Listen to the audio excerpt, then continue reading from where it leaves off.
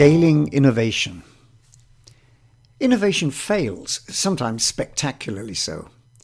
It's hard enough when that failure comes early on, during the startup phase. That brilliant idea which somehow isn't quite as brilliant when it collides with the first few encounters with the market.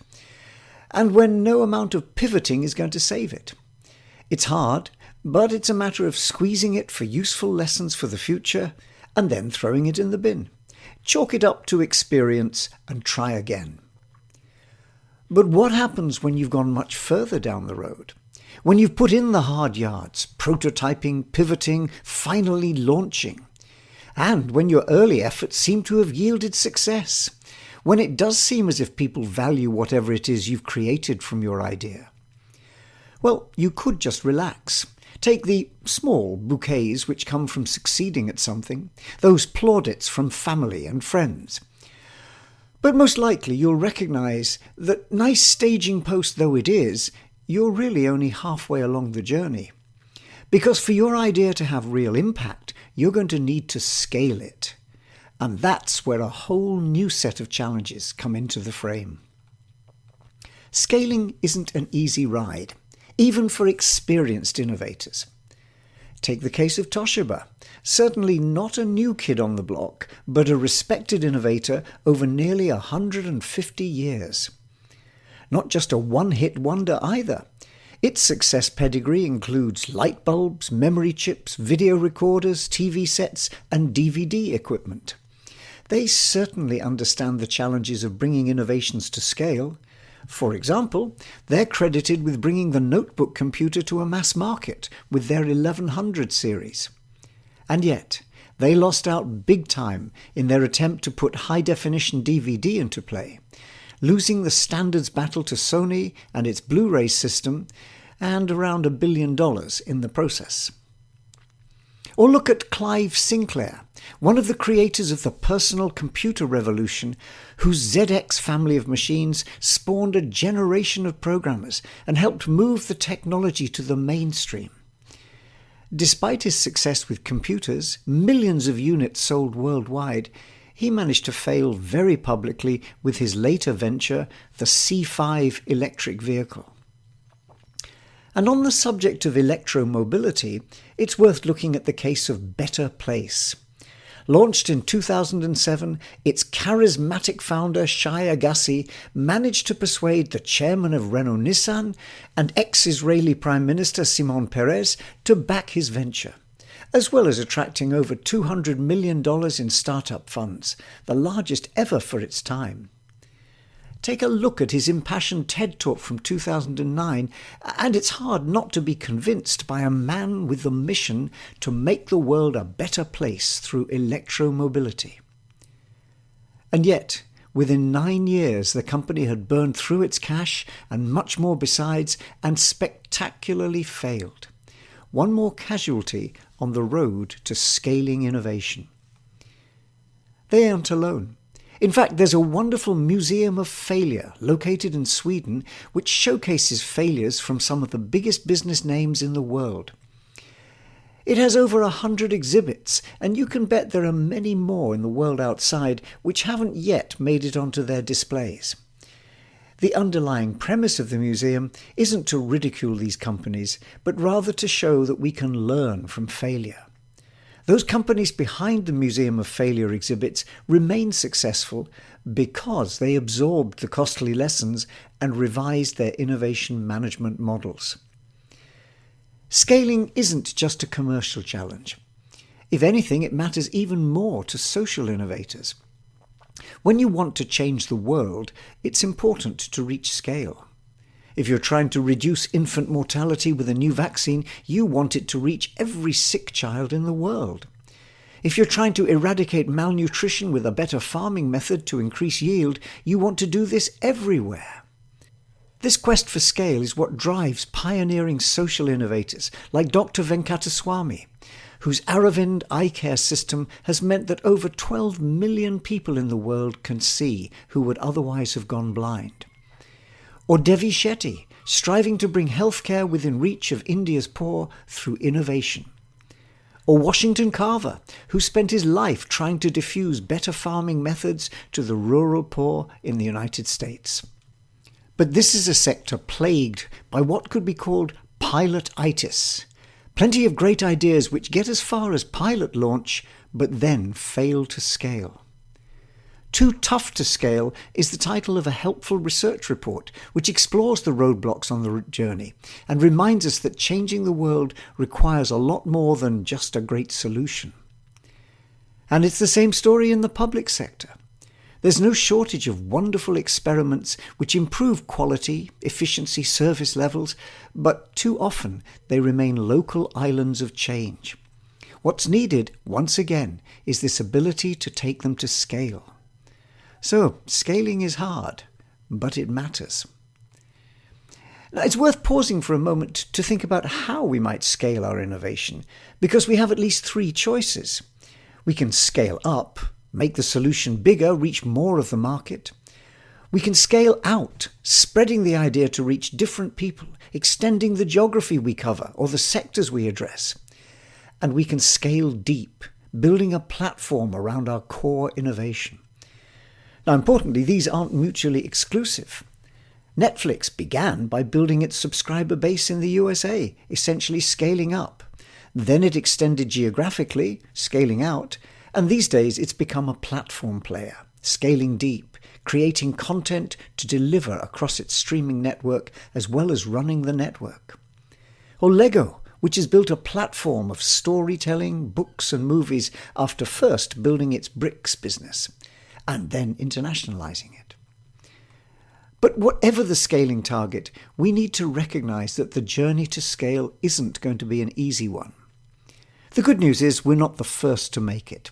There's plenty of experience on which to draw and from which we can tease out useful lessons. And three things stand out if we're preparing to embark on such a journey. It takes time, so we're going to need a strategy for scaling. It takes complementary assets and systems thinking. And adoption by the market follows an S-curve, so understanding what affects this will help us accelerate towards scale. So let's look at each of these in a little more detail. New ideas often take a long time to have impact. Think about the bicycle. It was invented around 1817 by Baron von Drais, who certainly had a clear vision for what he was trying to achieve: affordable personal transportation for everyone. But it took another 60 years to make that dream a reality.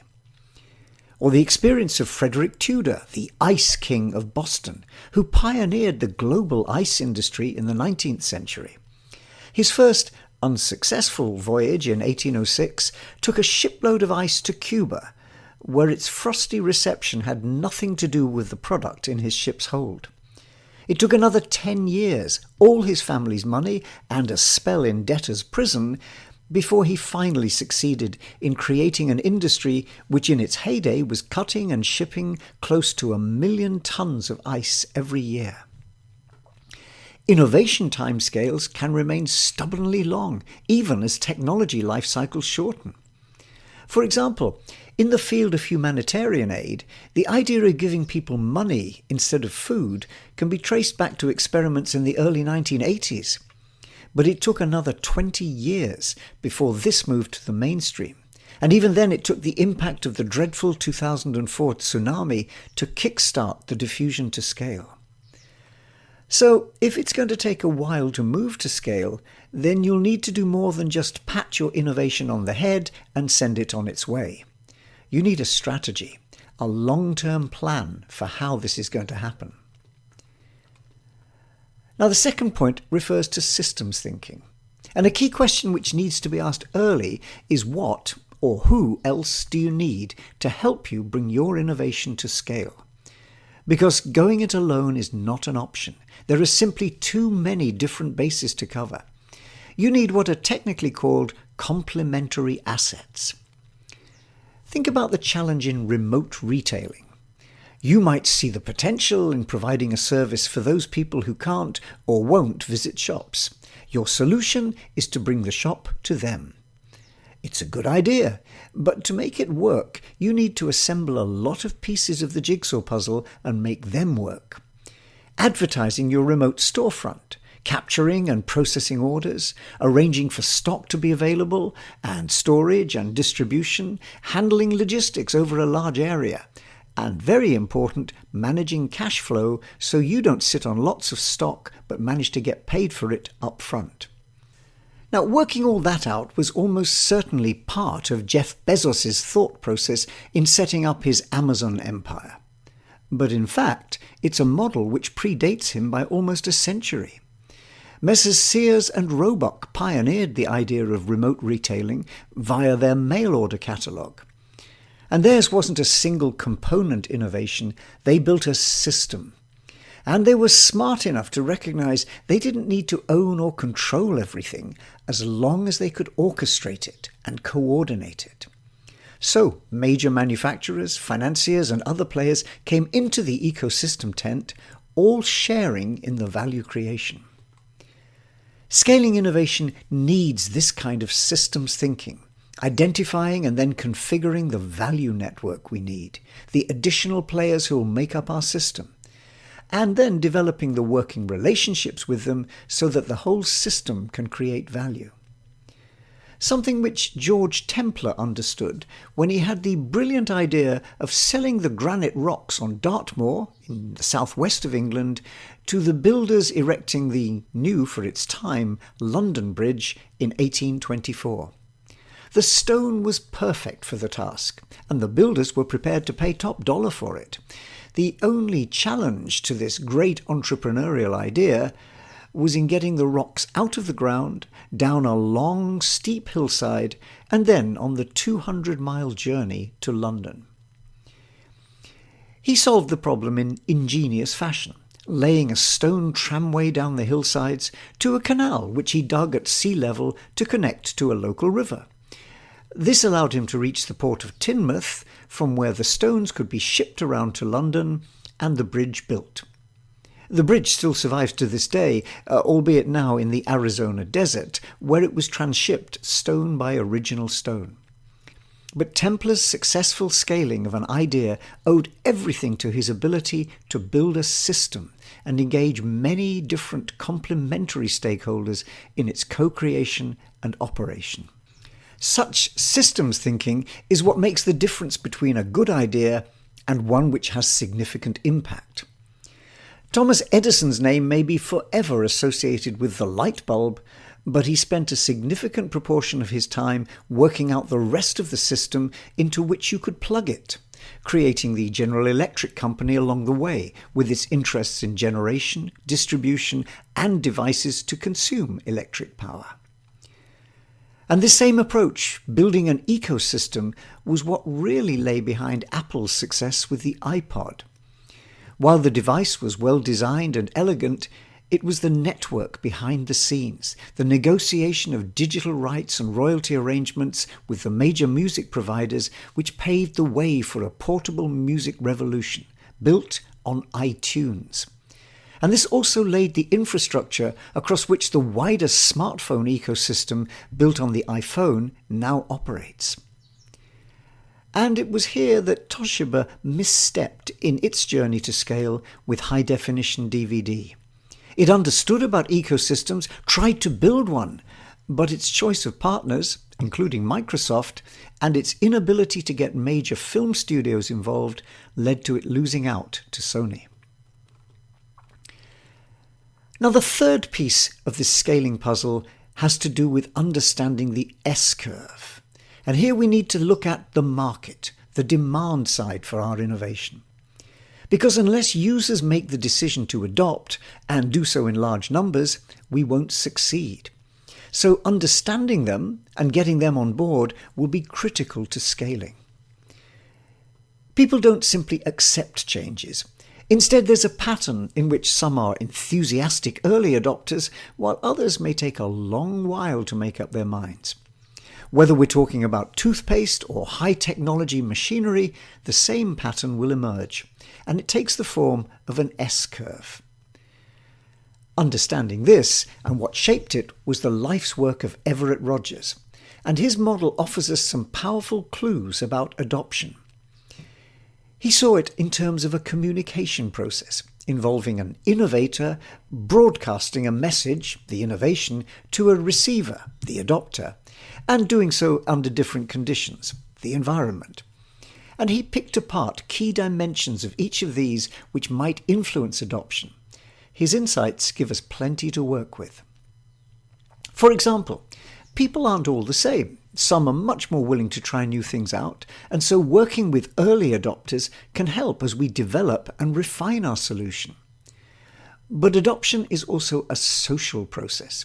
We tend to follow what others do, and we're heavily influenced by key people, opinion leaders, and people we perceive as being like us, and therefore whose judgments we trust. That was critical to the success of an otherwise great product which failed to diffuse despite its significant performance advantages. When Earl Tupper launched his brightly coloured plastic storage containers in 1947, he expected people to jump at the product idea, especially with its clever patented seal. But sales stayed stubbornly low, until he engaged the services of Brownie Wise, a single mother with a gift for sales. She pioneered the idea of social marketing, running demonstrations in people's homes which became enjoyable social events and a safe place to explore new ideas. Tupperware parties still remain the dominant model for selling this product very successfully nearly 100 years later. Something else to bear in mind is that different people perceive the characteristics of an innovation, the message in this communication model. They perceive this in different ways. Whether or not our innovation is the best thing since the invention of sliced bread isn't the issue. It's how others perceive it which matters. Which was a hard-won lesson for the inventor of sliced bread, Otto Rohrwedder. He nearly went bankrupt trying to persuade local bakers to adopt his bread-slicing machine. Perhaps not surprisingly, they didn't see much advantage in it. In fact, it added complexity. It took time to set up and run, generally got in their way. He eventually persuaded, by giving away half the equity in his company, a local baker to try it. And the real market of users loved the product. They saw such benefit in the increased convenience in their busy lives that sales increased by 2,000% in the first 2 weeks and kept on doing so. The concept took off like wildfire. Within 5 years, 80% of bread in the United States was sold ready sliced. So, if we want to scale our innovation, it's probably worth reverse engineering some of the factors in this model and using that as a checklist for accelerating adoption. Now, once we move beyond the pilot stage, we lose control of our innovation. We might still be able to influence it, and there are some things we can certainly take in hand. But, as we've seen, scaling involves a complex ecosystem, and its emergence is going to be a matter of co-evolution. We can't control everything, but we can work hard to pick up early warning of the ways in which things are moving and then adapt our approach. Those skills we learned right at the startup and the agile approach which underpinned developing our idea are going to be even more useful as we move to scale.